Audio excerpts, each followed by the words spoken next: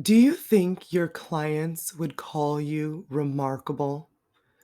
I know they've said wonderful things and testimonials and reviews, but do you truly believe that the way you treat them is remarkable, worth marking, saying something that is different, worth announcing to the world? Are you building relationships with them that make them just sing your praises from the rooftops? Or are there just bright lights of genius that you're lingering and hoping will keep you in that relationship with that client? Well, today we talk about defining what remarkable relationships are, what remarkable client experiences are, as well as how to build keystone habits to help you stay balanced in business.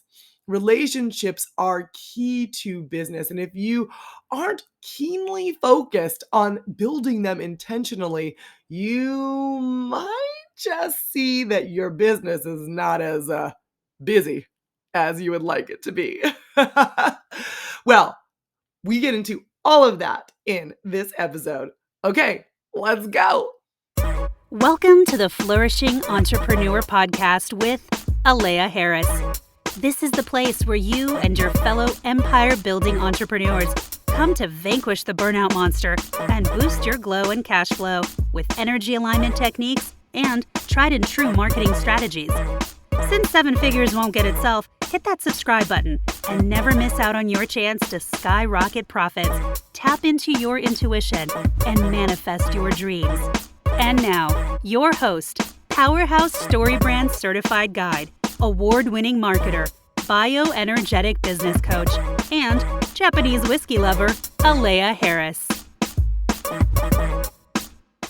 Being remarkable takes thought.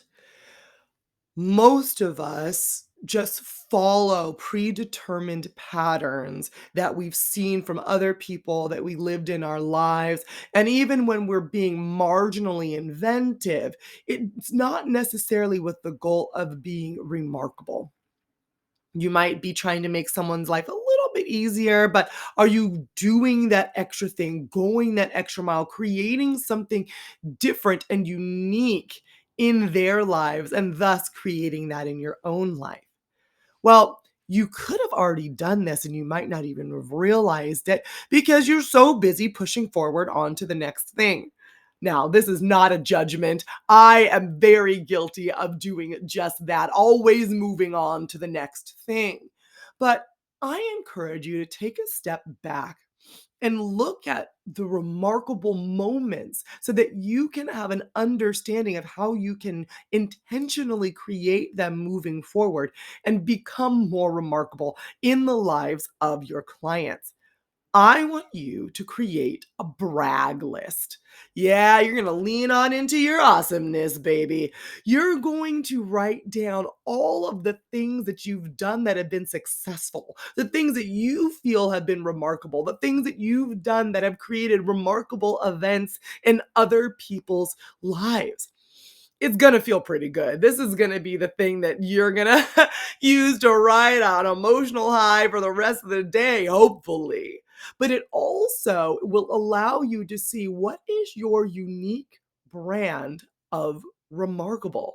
How do you create remarkable differently than someone else? Look for the themes. Is it the words that you use? Is it the types of care that you put in? Is it how you spend your time? Is it a design skill? Is it a thought process? Once you unearth what makes you remarkable, you can dive in and be remarkable more often. This is marketing, baby. Being remarkable more often means that more people will talk about you, more people will refer you. You will become someone that people can't help but talk about and share. But you have to bottle that and have an understanding of what it is before you can move forward in order to create that intentionally. So, To discover how to be remarkable, go back and see how you've already been remarkable and determine how you can do more of that. Because remarkable isn't about luck. Remarkable, I would posture, is about connection. We talk about this a little bit more with Lynn in later in this episode, but being connected to God, to spirit, the universe will allow you to remove some of those judgments, the insecurities, the doubt, the imposter syndrome, all of that unnecessary crap you place on yourself, and see yourself for who you truly are, someone who is remarkable. But in order to do that, you have to trust. And that is today's mantra. And it is so simple. It is 2 words, but it is a little bit more difficult to do than just repeating these 2 words. But this mantra will hopefully get you in the mindset that you need to be able to trust. And it is simply, I trust. I trust. Say it with me. I trust. I trust. When things seem crazy all around you and you don't know what's happening, or you're not able to suss out, how am I going to be remarkable in this situation? How am I going to get that clients? Why would clients come to me? How am I going to build this empire? Calm it down, get centered, and say, I trust. And then repeat that to yourself as many times as you need to so that you can get to that still, peaceful place. That is where your power lies. That still, peaceful place. And then from that place, you look up, you look around, you see what synchronicities are around you, see what opportunities are around you, you see where you can move forward instead of where you cannot, which is often what we focus on when we're all in a flurry, all the things that are getting in our way, that we don't see the little door over to the right. We just see the big boulder on our left that's blocking the main entrance. So by getting centered and saying, I trust, you're saying that you know that everything is going to work out for your highest good. You realize that you have to keep moving forward, but instead of trying to chip away at that big boulder with a toothpick, you trust that another way is made. That is how the universe works. Always remember that the universe, God, spirit, is conspiring for your good, not against you. So by trusting and getting into that grounded sense of trust, you won't have to try to figure out your remarkableness. You'll already be on the path once you see a kind of a trend of, where am I going and how have I gotten here? But then you'll be able to tap in and just be remarkable and have it be as easy as breathing, because you'll be connected in a trusting place. I have to tell myself this all the time. It's something that I'm actively working on building up. And the more that I build up my trust, the better life is, the more peaceful I am, the less stressed I am. The burnout monster and I aren't even battling or dancing or anything. They're sitting down drinking a Mai Tai, leaving me alone. So if you don't take anything else from this episode, and I know you're going to take a lot because Lynn is a powerhouse of wonderful advice, I encourage you to take away that trusting is the key to successful entrepreneurship. I mentioned Lynn, our guest today. The lovely Lynne Reznick is who we have the opportunity to speak with. Lynn is an accomplished entrepreneur. She is the one that is behind the lens of Lynne Reznick Photography, and she's also an educator turned photographer, and also now is a photographer turned educator. She incorporates it all into her brand. Her mission is to share her knowledge and lessons learned from nearly a decade of experience, because she's a lifelong learner at heart. She uses her passion for training and mentoring and combines that with a unique teaching approach grounded in proven educational practices. She's the founder of the Wedding Client Experience Academy, where Lynn offers easy to digest online curriculum based on 4 fundamental pillars. She also offers ongoing and one-on-one support through mentoring and coaching intensives. She's sought after. She's a pro. She does this. She's a boss. She's been published in Rangefinder Magazine, The Rising Tide Society, SpecialEvents.com, and The Knot. I cannot wait for you to hear some of the gems that Lynne is putting down. So without further ado, let's get into it. This episode is brought to you by Strategy by Flourish Marketing. Most entrepreneurs are too close to their business to clearly communicate how they add value and stand out from the competition. Sometimes they even struggle to say what they do and offer. If you're confused, then your potential clients are confused, and confusion is a profit killer. That's why Flourish Marketing uses StoryBrand as the foundation for our products and services. The StoryBrand framework helps companies understand what their customers are looking for and how to position themselves to get those customers to pay attention. If you'd like help creating clear brand messaging for your marketing collateral, head to www.flourishmarketing.co/strategy and schedule a call today. You have only confusion to lose and money to gain. Visit www.flourishmarketing.co/strategy to get started.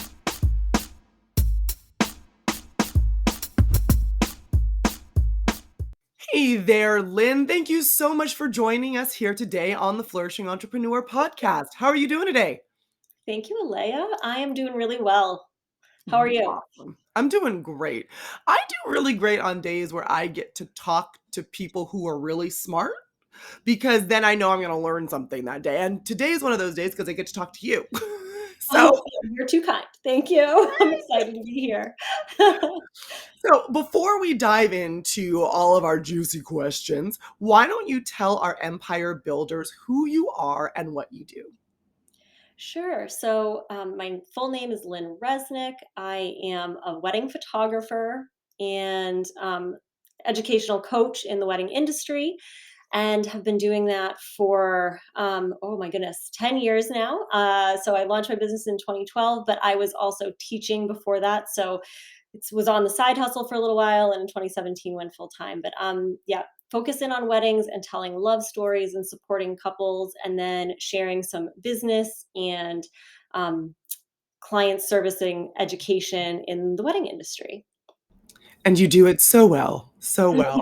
I love watching not only your education, but the way that you interact with your clients and your students, for lack of a better word. So I think we can get into some of that in this interview. But the very first question I have for you is, what techniques or tools do you use to avoid burnout and stay in alignment personally and professionally? Oh my gosh, this is so important. And I'm totally a type 3 on the Enneagram. So this Me is a huge. too. Are you are too, is that what you said? Yes, I am an Enneagram 3 wing 2. All right. Yeah. Oh my gosh, what's my wing? I think I'm like a 7 maybe. But I forget the wings. I'm terrible about it. I just know that I'm at 3, like strong, loud and proud on the Enneagram 3. Needless to say, this one is important for me, and maintaining my own kind of like sanity and energy. And actually, one of the things that I would put in this category is to have a morning routine. So that is definitely a technique. And in a larger scale, so I have a business and life coach who I've been working with for a few years, who's fantastic, and she helped me really identify my morning routine as a keystone habit.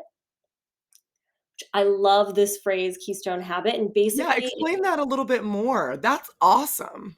yes, it's basically a core habit that you develop that will cause a ripple effect for other positive changes in your life, in your, day-to-day routine, that kind of thing. So it's something that like the rest of your day potentially hinges on. What is like those keystone habits that are going to really keep you grounded?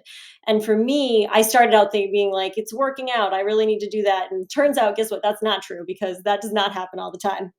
And that is a shame, because I do enjoy working out and I feel better when I do, but that is not a keystone habit. The one that really determines like the positive outlook on my day, keeping me grounded, those kinds of things, that is my morning routine. And that is coffee, and quiet time with God, reading the Bible and praying. Like that's what I do. That's my first hour of the day. And that's the thing that if I miss, I get thrown. I love that it's so simple. Yeah. Yeah, because that a lot of the times people, especially Enneagram 3s, not that I'm saying this from experience or anything, but your morning routine is like, "I'm going to do these 20 things before anything else." And it's like, "No, you're not." You're not doing all those 20 things. It's so But true. you said coffee, Bible, time with God. That's 3 very doable things every Yes. morning, right? Yes. I love Absolutely. that. Yep, and they make all the difference in just being able to start the day right. So, like, on when wedding season gets going for me and I have to get up and out the door really early, I'm getting up earlier to make sure that happens. What happens when you don't do it? Ooh, How do you feel that day? it just throws you for the rest of the day. You're just, like, not quite right. I feel a little frazzled, a little maybe it's, like, overtired, a little bit more stressed. I feel like I'm not my best self for other people that day either, and there's just something really grounding about being able to give myself the space and the time. I'm also not a morning person at all, so this is a way to ease into the day too, which I find really important. This is I love being a podcast host. I love being a podcast guest too, but I love being a podcast host because God's spirit somehow figures out how to counsel me through every single Love person I talk to. So it's interesting because one of the current lessons that Spirit has been speaking to me to deal with is trust, surrender, and mm. faith.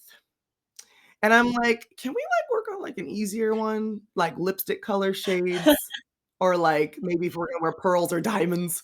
Right? No, those are not the issues that I'm currently working on.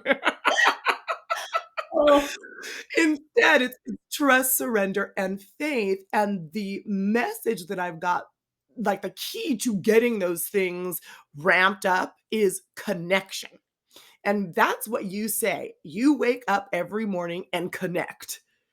Right? You connect with God, you connect with yourself, you connect with your spiritual source and your foundation, and that is what sets up the rest of your day.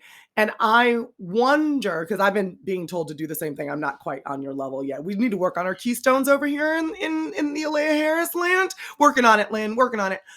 But I'm oh, they take time, trust me. thank It's you. all good. But I'm wondering if, those keystone habits, when I implement them, will help me be able to better navigate that trust. Because you start connecting and you start hearing more, you start noticing more, you start understanding how God and spirit are trying to get you to live and navigate through your life. And then that surrender becomes easier because you're like, "Oh, you got this. God got this. God got me. I mean, I just was reading about this morning. It's fine." Yeah, As opposed to, like, trying to power your way through.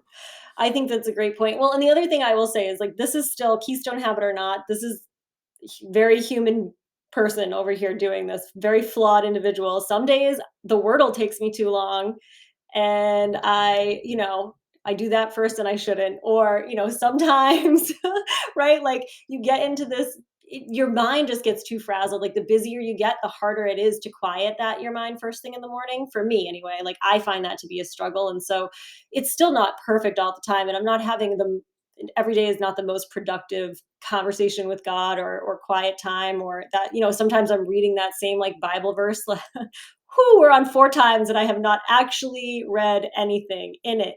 You have to bring yourself back. But I think that that's so true. I have felt that so much that when you get into that rhythm of listening and making space for God, He's eager to fill that space.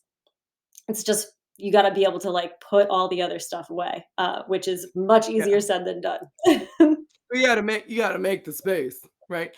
Who is it that told me God is a gentleman?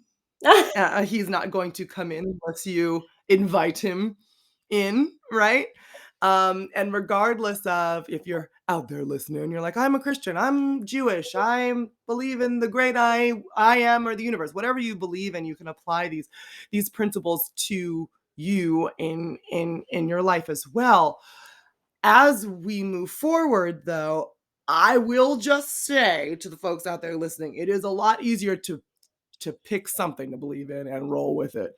Because being an entrepreneur is it could be a little rough. Mm. It can be a little rough sometimes.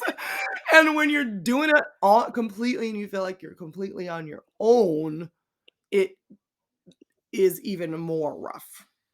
That's been my experience. When my faith dips, my revenue tends to dip as well. I was given this kind of vision, and so I'm going to paint this for you because it's fresh on my mind. Okay, are you ready for story Yes, time with please. Alea? Okay. So imagine there's like this room up in the air. I have this sense it's up in the air, like up in the clouds, right? And it's beautiful granite stone all around. And there's a hole. It looks like a big square hole in the middle of this room. And I am trying to get from one side of the room to the other side of the room.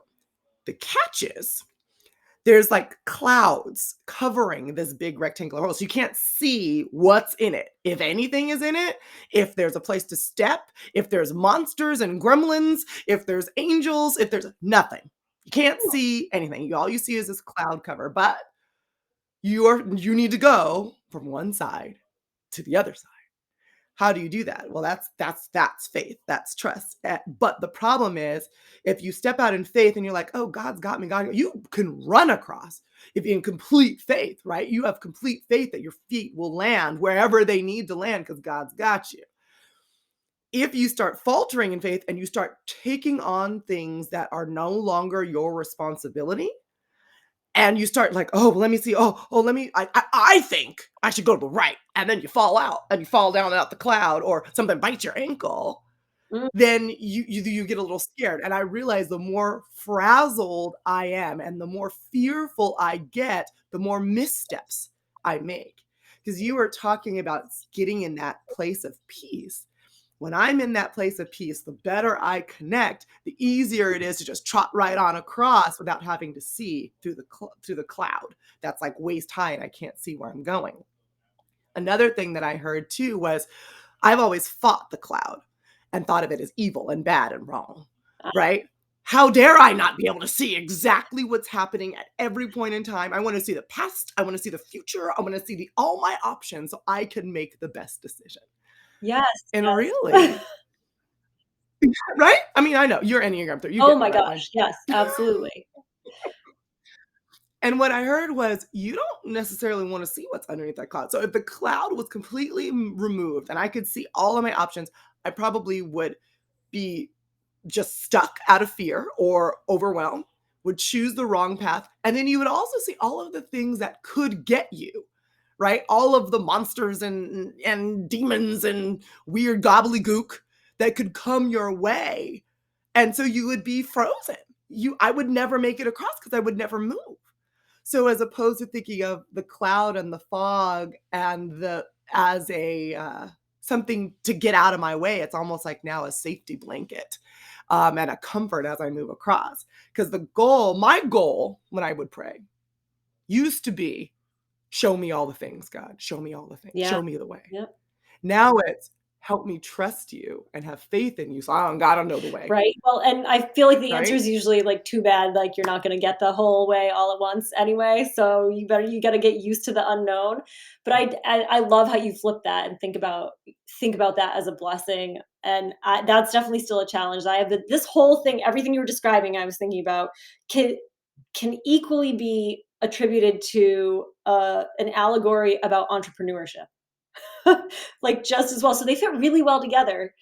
It just happens that, the journey with God, I think, is gonna that helps me really get to that other side, uh, more easily, whereas that entrepreneurial journey, doing that alone without that, it's like, oof, it's hard to have that rudder, that like weather vane to steer you. So I love it. But yeah, it works for people. I feel like just on that entrepreneurship journey at all, like you're starting here. How do you go from A to B? But all you have is just the unknown and like the clouds and a million voices with ideas and opinions and things telling you what you could do or should do or how you should do it or who you should be when you're doing it.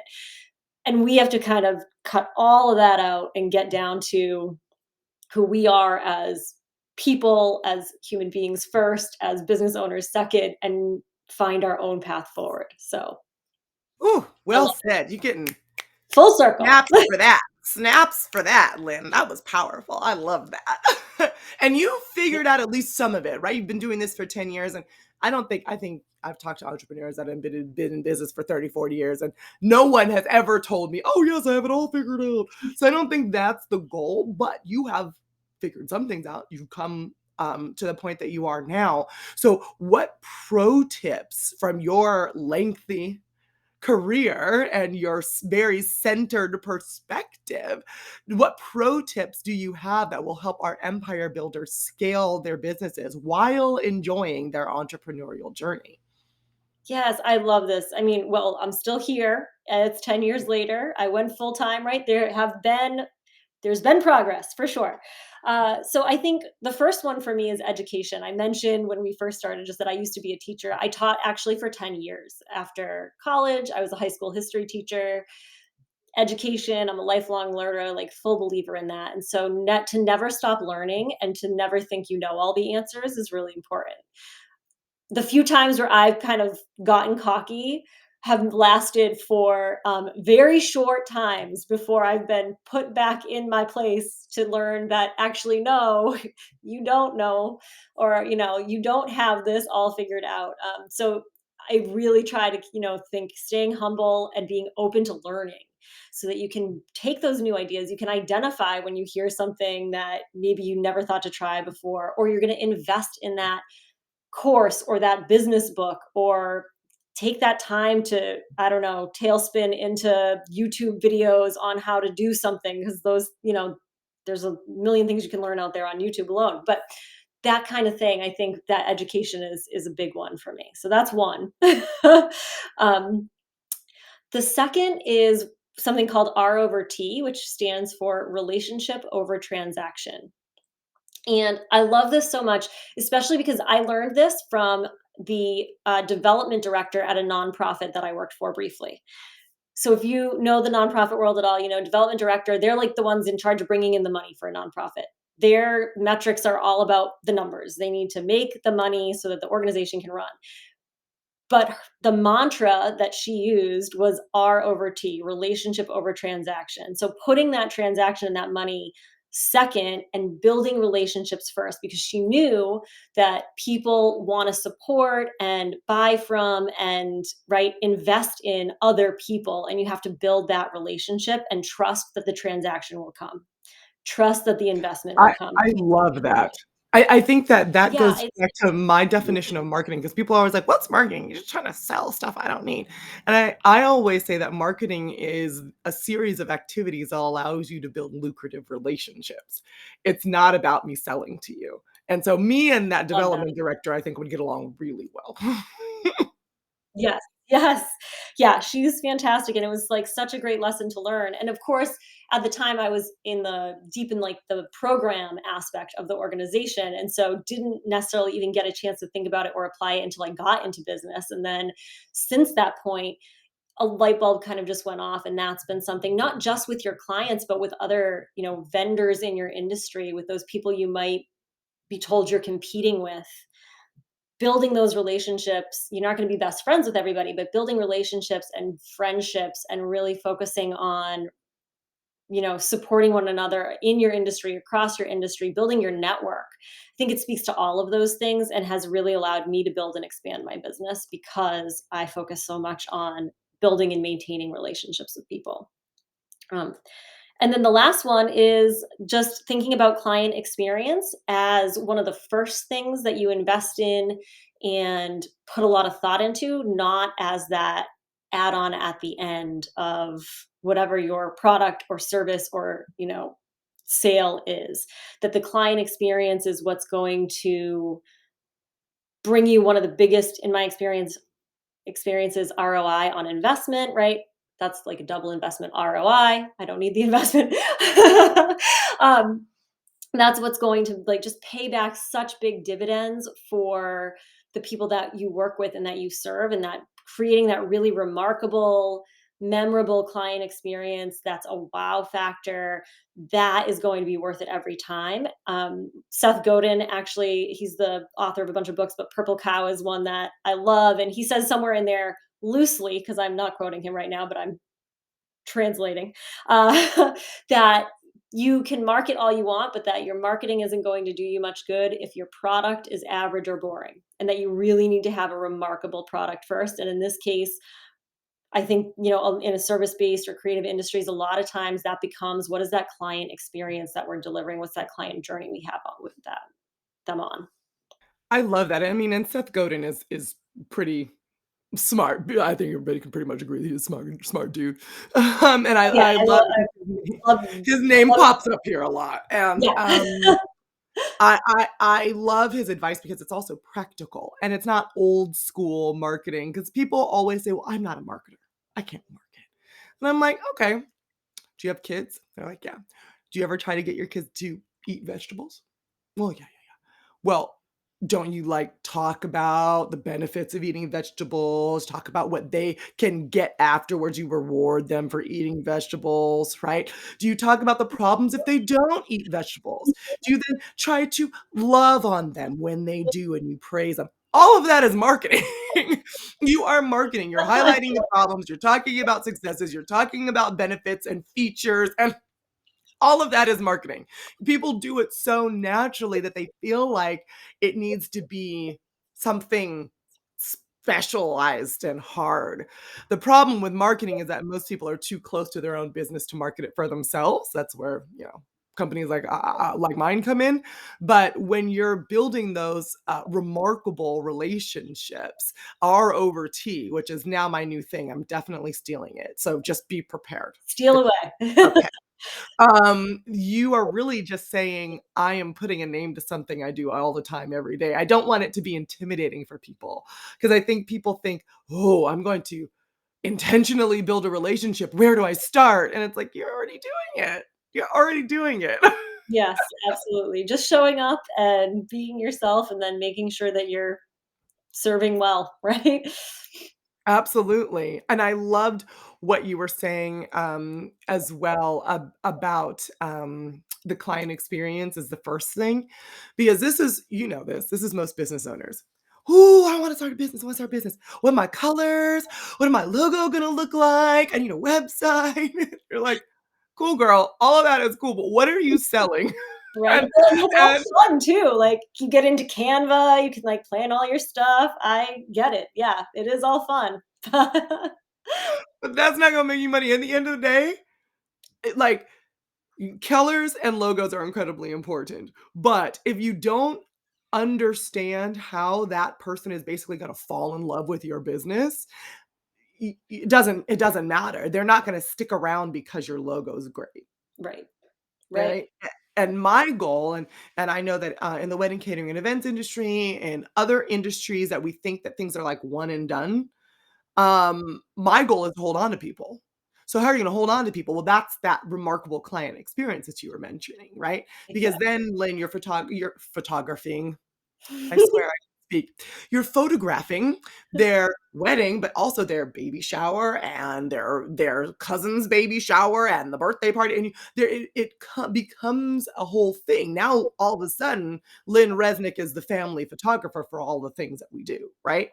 Right. Why does that happen? Because Lynn builds remarkable relationships, not because I don't even know what Lynn. I don't know what your logo looks like. Well, it's just my name, it's not fancy, so yeah, that's right, exactly the point. It's not, my logo is not gonna get me any business, or or I don't think lose me any business. It's pretty just much there, but it's all about, yeah, those relationships that you're building, the experiences you're serving, and it's not even just for friends and like, or for family members, or thinking about the birthday party or whatever. They know other people who will get married, their parents, their friends, every guest at a wedding. Since we're just talking right within like a wedding as a one-off industry as an example, like, they might be the only time that they work with you, but they might share your name with everybody else they know, so that down the line, as other people are ready to get married, you have that. And that's more powerful than any Facebook ad you might even run, right? At least I don't have the money for like a 2 or a 3 or 4 year long Facebook ad campaign. That gets expensive really fast. this is an opportunity to serve really, really well and create a remarkable experience. And people are going to do that advertising and sharing about you for you 2, 3, 4, 5 years down the line. And that's pretty amazing.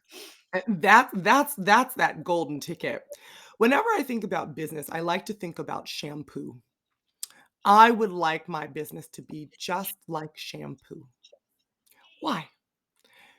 You use it, you rinse it down the drain, and you buy another bottle. You use that bottle, you rinse it down the drain, and you buy another bottle. Shampoo. If you make shampoo, you know they're coming back. Their hair will be dirty again, right? I love it. That's a great way to put it. Yes, How can you keep them coming back?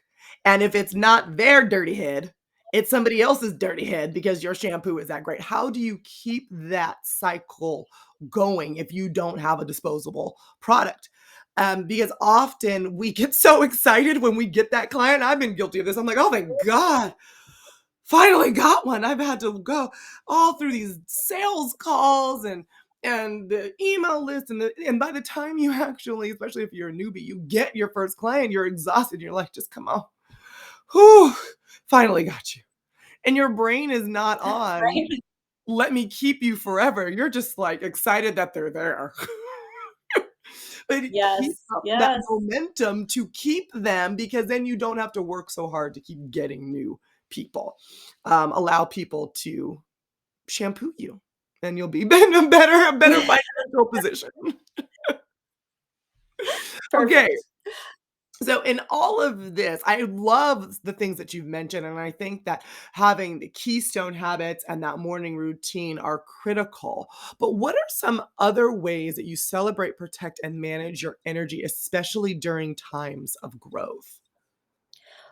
Ooh, and it's so important to do that too. One of the things has been, and my husband actually helps me do this, which is to celebrate the small wins. As an Enneagram 3 and just as an entrepreneur in general, there's always this goal, and you think, "Oh, once I get there, you're gonna be excited about it," and I'm excited for exactly 2 minutes, and then I'm ready for that next goal. That goalpost moves down the road to whatever is next, to the next accomplishment, the next thing, whatever that is, and so it's really difficult to stop and celebrate those accomplishments along the way. Just stop and celebrate those wins. And my husband has helped me to realize that, like we do need to celebrate those things. Sometimes, that first sale that you finally made that you were just talking about, that's a big accomplishment. It's small in the course of your whole career journey, but it is a big accomplishment, right? Pop that bottle of champagne, toast, go out to dinner, have ice cream, I don't know, do something to celebrate, right? Because you really want to, and keep doing that throughout for those small wins too.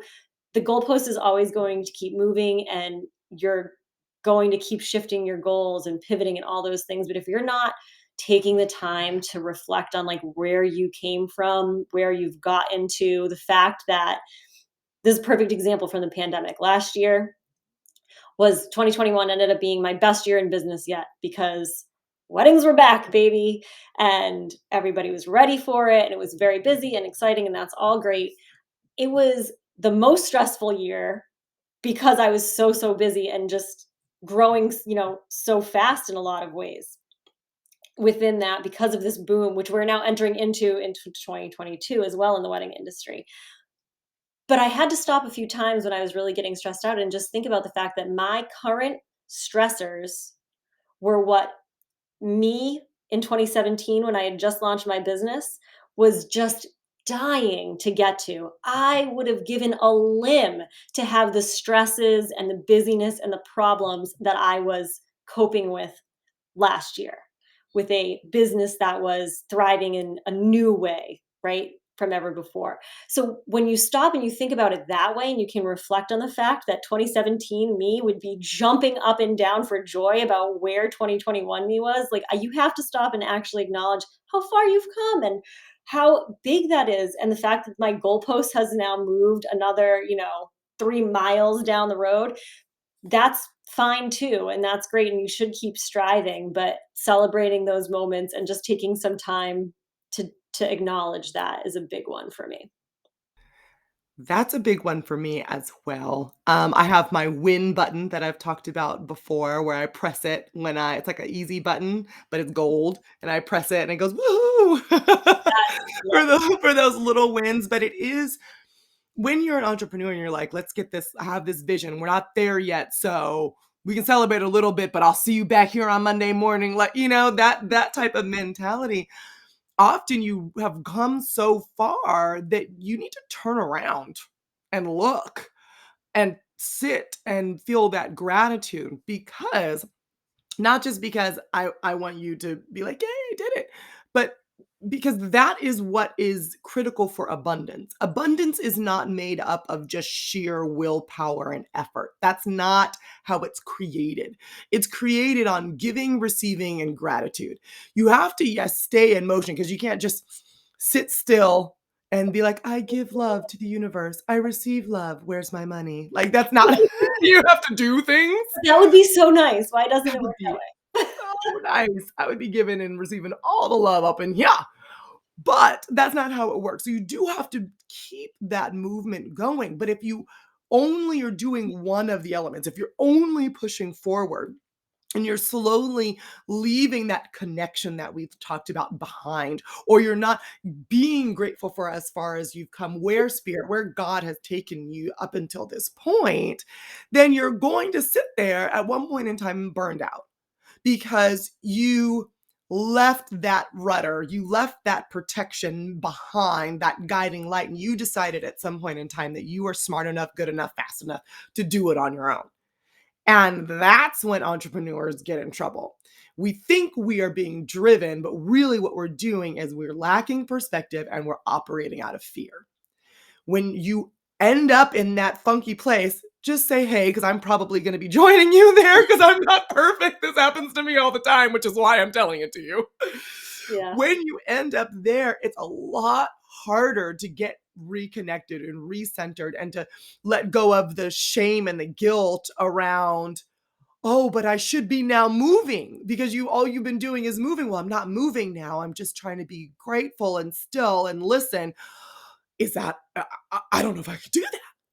And you have to learn how to keep that balanced walk, and I love what you were saying. It was super powerful of looking at where you've come so that you can get refreshed to keep going on where you're going and realize that this was the blessing you prayed for. You got it. You're Right. living it. Yeah, and it wasn't that there weren't, like, lessons to learn from that. I'm making some changes in my business this year so that I'm not feeling those same stresses again, but that doesn't mean that there wasn't so much to celebrate and so many accomplishments to actually acknowledge and give some space some space and credit to help, in the stressful times or in those times when you're tired, to remember that these are good problems to have in a lot of ways. Exactly, exactly. So, there's no bullet to success. I wish there were. Like I said, I wish I could just be like, "I'm giving love and receiving love, and now I'm a billionaire." In the grander scheme, I do believe that that's how it works, but me sitting in my office right now just saying that over and over is not gonna do it. But there are some easier things that we could have all done. What is the number one piece of advice you would give yourself, the self who existed about a year after starting your business? Mm. It is twofold, I think. It's to trust your gut and to know your why. Trusting your gut that you don't have to do it like everybody else. This is particularly tough in a visual driven industry for me in wedding photography, and looking at everybody else's work and wishing I was somewhere else, or trying to emulate other artists who I admire or things like that. But I think that we can all get into that. Well, this is how it's just done in the industry. This is the formula that you follow in your industry for success, or how you're supposed to do it. And if that's not what your gut is telling you is the way it has to be done, or it should be done, or is going to work for you, there's no reason to listen to everybody else saying that it can't be done that way just because it hasn't yet, or they don't know someone who has done it that way. Like, trust your own gut. for what is right for you and give it a try. There's no shame in trying. And then the knowing your why is the other part, because you're going to fail sometimes and it's going to get hard sometimes. And if you're just doing it to create pretty things, or even to make money and make that livelihood, I think your why needs to be deeper than that, because you could make money in a lot of ways. So why are you choosing to make money this way? Why are you putting yourself through entrepreneurship? Why are you on this particular roller coaster looking across this cloudy floor, right, in the sky? So you need to come back to that, and it needs to be deeper and motivating for you in a real way that goes even beyond just that money making, so that you can pick yourself up again once that thing you try fails, or once you have that bad experience or that challenge, and then you can keep going forward. I always think about the way that certain business stories must have sounded. Like, yeah, yeah, yeah, I have this great idea. What's going to happen is you're going to jump in the car with a stranger and they're going to take you wherever you want to go. And then you're going to pay on an app. And you're like, Yes. what? Yes. And if the folks that started Uber had been like, oh, yeah, you're right. That is crazy. We would have no Uber. Or even, We're going to rent out a room in our house to complete strangers, and we're going to leave. We're just going to trust them with all our stuff. It's going to be totally exactly, it's going to be totally fine.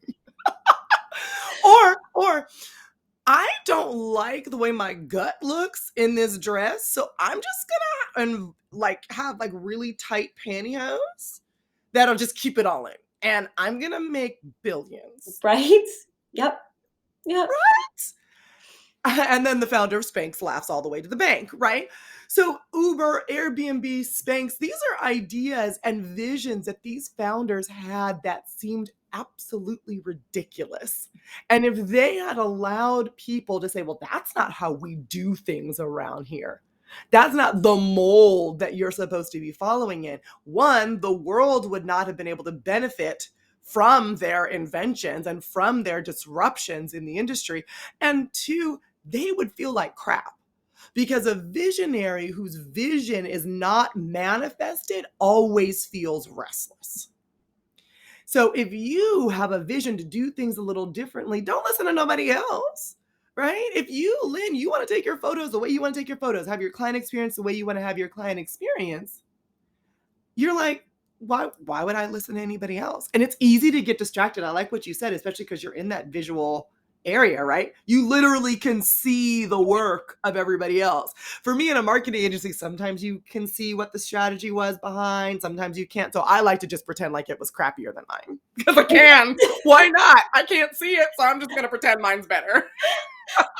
I love that. I love You don't have that luxury. No, So no, yeah, it's interesting, but it's also even for, like, smaller things too, in starting to get back into education, but to do it within the wedding industry.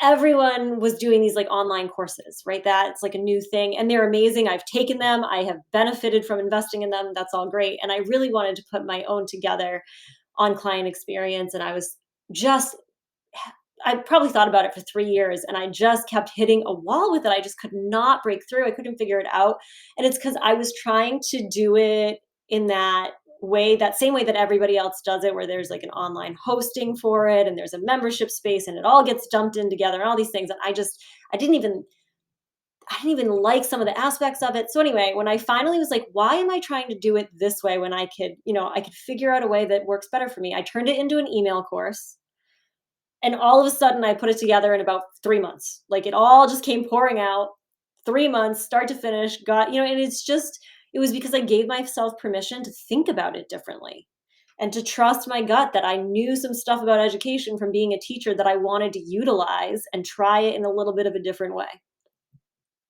I love that, and that reminds me of, like, a correspondence course. I don't think either one of us are old enough for this, but I feel like in the early 1900s, you would get your work, you would do your homework, and you'd mail it back in. And that's what that Yes, reminds me of. Except yes. it's a lot faster. Email, right? It's a lot faster. Exactly. And I enjoy that because my husband's a college professor. So I'm very well versed in different learning types and different learning styles. And an email course is the perfect fit for many people in the way they learn, their lifestyle, how they want to go about it. and it is all saved there in your inbox. You don't have to worry about logging in and all the da da da da. Telling you, I might be stealing that next idea from you, Lynn. Well, and it still has, like, the dynamic elements, right? Because you don't wanna Mhm. just exhaust people with all the reading. I mean, how many emails do we get? But it Lots. has links to videos that have things, it has links to audio, it has brainstorming sections in it. I really got to build it out to have all the things that I wanted it to have that I couldn't figure out how to do in the platform that existed, so I just kind of built my own platform through my email. I love it. And that also seems like it's a lot more simple because when someone logs in, they just boop, you just start the email sequence, Yeah, right? it's just in your email, exactly, yes, and it's Oh, just gonna that's come over brilliant. time, and I wanted it to drip out intentionally versus getting all together because I think it gives you time to implement. So there was a lot of, like, reasons for the choices I made, but it was just one of those examples of butting up against a wall for years and then deciding, "No, no, I can actually do this differently in the way I wanna do it. I don't have to follow the quote, like, rules about it in our industry." And all of a sudden, it all, like, started to flow and come together and turned out to be something I was totally able to put together if I just gave myself permission to do it and trust my gut. I love it. I love it. I love that you are still listening to the advice that you would give yourself in your first year of business and rolling with it, right? That's awesome. Okay, Lynn. Yeah, you gotta keep reminding yourself of the lessons too, 100%. So, we have now reached one of my favorite parts of this episode, which is the journal prompt question. The journal prompt question, for all you lovely listeners out there, is the question we will ask of our lovely guest, Lynne Reznick, but it's also a question that you can use to take back to your personal journal time, dive in, and unearth maybe some things about yourself. So, Lynn, are you ready for your journal prompt question? Ooh, I feel like there should be music. Dun, dun, Dun, dun. dun, Yes, dun. ready. Okay. How are you creating remarkable relationships? Oh, this is so good. Well, okay, so remarkable. We're gonna think a little bit out loud through this one, I think. Just go with me on this, I guess. So a remarkable relationship. I guess that is always a goal of mine in business, especially, but with my both with clients as well as with vendors, even with friends and family. I think this can apply across it all. And the relationship, I think, comes first for me in terms of thinking about this, putting R over T again, I guess, but relationship first. But the idea that for me, it's a lot about service and how can I be serving others really well. And my hope would be that being able to be genuinely interested, asking genuine questions, and using that information to then serve as well as I can within whatever the dynamic or parameters of our relationship would be, would help to build a remarkable connection between us that's going to be remembered and appreciated. Ooh, that was lovely. I loved that the relationship, because some people approach it as, well, I'll just make sure I'm really open and share as much about myself as possible. But that's a very one-sided relationship. I really enjoyed that your response was, I want to ask questions and learn so that I can serve. Those are the type of relationships that I like to enter in because if both people are coming from that perspective, the relationship is so much stronger than I just want you to know all about me or why don't you understand me, Yes, right? yes, exactly. I talk about how in marketing, you are always marketing to a narcissist with a short attention span. It's ab it's about me. Can you make it about me again? Did you make it about me just now? If not, can we do that again? Right? Yes, yes, yes. But when you enter into that relationship and you start to pull on the emotional trigger of reciprocity, all of a sudden that narcissist starts toning that quality down a little bit and begins to enter into a symbiotic transactional relationship, a lucrative relationship. So then that relationship happens first, like we were saying, R over T, and then the transaction happens next because you built that relationship first, especially like you said, Lynn, when you first are coming from a place of service. Because two narcissists are never going to build a relationship. You talking about you and them talking about them means that there's just kind of like a air gap in between where there's no communication. Somebody has to take that first step to serve. And as the business owner, it should be you. I love that. So you're a response to building remarkable relationships. Lynn, we've come to the Thank end of our you. Thank you. interview. Yeah, that was a great question. Well, thank you. We've come to the end of our interview, and it makes me a little bit sad, but I am glad that we've been able to talk to you. If the folks out there in the big bad world would love to follow up with you, where can they find you? So I am at LynneReznickPhotography.com and on Instagram mostly at Lynne Reznick Photo. And so those are like the two places where you can find me and hang out. I would love to chat and engage. Wonderful. I'm already following you, and I encourage all of the folks out there to do the same. Thank you so much for participating in this interview. It was a joy to have you. Thank you so much for having me, Alea. It was a pleasure. This episode is brought to you by Own It, the energy-centered monthly membership program you need to build your thriving six-figure empire in 12 months without feeling burned out, overwhelmed, or lost. After having reached six figures in 5 months, Alea created Own It because she discovered the only way to leave a legacy of abundance is to own your business instead of it owning you. Ditch the guesswork and hustle mentality that lead to daunting 18-hour days, missed family dinners, and stress-induced rashes. In Own It, you will join a supportive community of your fellow empire builders to take a holistic, step-by-step approach to craft a flourishing business and life via proven marketing frameworks, money-making business strategy, and centering alignment techniques. To join, head over to www.flourishmarketing.co/own-it. Your life has a greater purpose beyond the struggle. Join Own It today at www.flourishmarketing.co/own-it.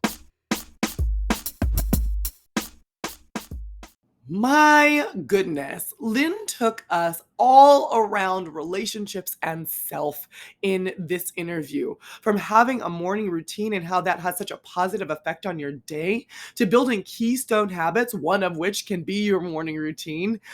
Knowing that R is over T, relationships over transactions, and focusing on relationships rather than that transaction. Celebrating those small wins, trusting your gut, knowing your why. All of these are key points that Lynn pointed out. Above all, my main takeaway from this interview is just that people matter. Your relationships matter. And I know that sometimes when it's just you and your computer and your office late at night trying to build this empire, you are not quite sure about who's going to help you. And if the relationships even are in your head, you're trying to figure out how to make sure your email sequence is going right. And I get it. But you need to understand that it doesn't have to be that hard. The better your relationships are, the easier it gets. When I joined a community and found my crew, my clique, my squad, all of it became easier. I had someone to bounce questions off of, someone for support, someone for referrals. Once you do that, once you build relationships with clients and peers, this whole entrepreneurial journey is just that much sweeter. Okay, well, that's it for this episode. Thank you for listening. I always appreciate you. And until next time, which will be Wednesday, since we drop an episode every Wednesday, I wish you lots of love, light, and abundance. Bye for now. Thank you for listening to this episode of the Flourishing Entrepreneur Podcast with Alea Harris. Dive into the show notes at www.flourishmarketing.co/podcast and connect with Alea at Flourishing Entrepreneur on Instagram. Vibing with what you hear? Leave a 5-star review to spread the love, and be sure to click subscribe.